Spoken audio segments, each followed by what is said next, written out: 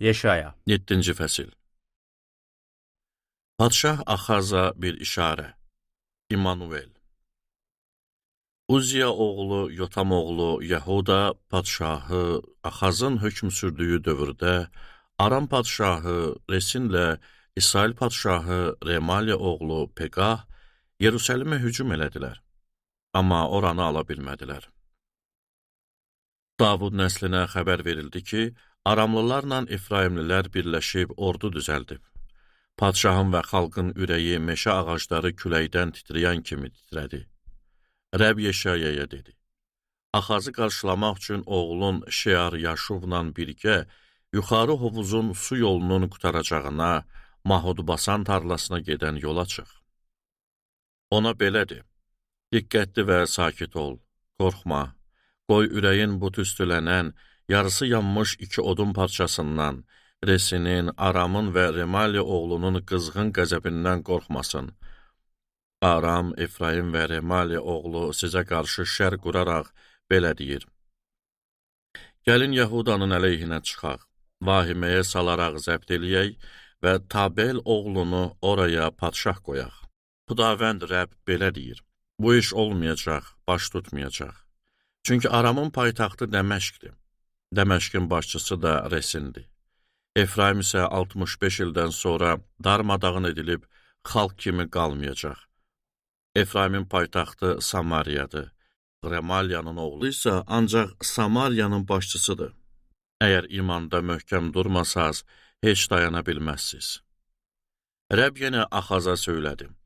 Allahın Rəbdən bir işarə istə. Qoy ya ölülər diyarı qədər dərin, ya da göylər qədər uca olsun. Lakin Axaz cavab verdi. Xeyr, Rəbbi sınamaq istəmirəm. Bunun üstündən Yeşaya belə dedi. Eşidin, ey Davud nəsli. İnsanları bezdirməyiniz bəs deyilmi ki, mənim Allahımı da bezdirirsiniz? Buna görə də Xudavənd özü sizə işarə verəcək. Budur, bakirə qız hamilə olub oğlan doğacaq, adını İmmanuel qoyacaq. Bu uşaq pisə pis deyib, yaxşını seçə biləndə kəsmik və bal yeyəcək. Amma bu uşaq pisə pis deyib, yaxşını seçə bilməzdən əvvəl səni dəhşətə salan o 2 padşahın torpaqları boş qalacaq. Rəbb səni, xalqını və ata nəslini Efraimin Yahudadan ayrıldığı bu günə qədər görünməyən fəlakətə uğradacaq. Aşşur padşahını üstünüzə gətirəcək. O gün Rəbb fit çalacaq və Misir çaylarının mənsəblərində yaşayanları milçəklər kimi, Aşşur torpaqlarında yaşayanları arılar kimi səsləyəcək. Onlar axın-axın gəlib dərin vadilərdə, qaya yarıqlarında, bütün tikanlı kolluqlarda, otlaqlarda məskunlaşacaq. O gün Xudavənd Fəratın o tayından, muzla tutduğu ülgüclə, Aşşur padşahı ilə saçlarınızı, bədəndəki tüklərinizi və saqqallarınızı qırxacaq. O gün bir düyə ilə bir cüt qoyun bəsləyən, aldığı bol süd nəticəsində kərə yağı yeyəcək. Ölkədə sağ qalan hər kəs kərə yağı ilə bal yeyəcək. O gün 1000 gümüş dəyərində 1000 tənək olan bağ tikanlı, qanqallı çölə dönəcək. Adamlar oralardan oxlarla, kamanlarla keçəcək.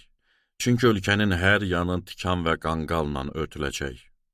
Bir vaxt şumlanıb əkin əkilən təpələr, kimsənin girə bilməyəcəyi tikanlı, qanqallı çölə dönəcək. Malqaranın gəzdiyi, qoyun keçinin tapdaladığı yerlərə çevriləcək.